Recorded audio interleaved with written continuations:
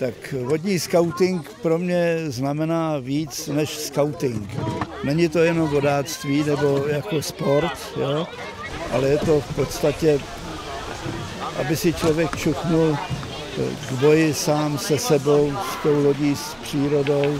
Obohatenie skautskej metódy život v prírode. A pre mňa je voda veľmi zaujímavé médium, ktoré rozvíja skauting a skautské zručnosti.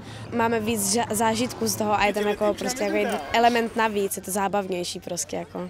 Je špeciálny v tom, že vlastne učíme sa nielen ako suchozemskí skauti napríklad na suchu a vlastne v lese alebo rôzne takto, ale sme vlastne aj viac vo vode. Máme vlastnú dielňu na výrobu lodí, čiže dokážeme tie decka naučiť zručnosti, samostatnosti a takého ducha kamarádstva a taký z tých detí tímových hráčov. Propojení s vodou, s nějakým tím plachtěním, s chozením na vodu. Čo pre mňa skauting je vždy a bol vždy zmyslom života.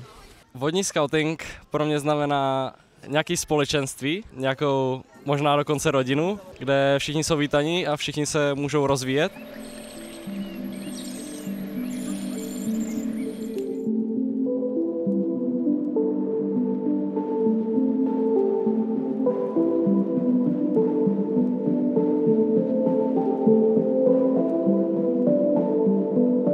Thank you.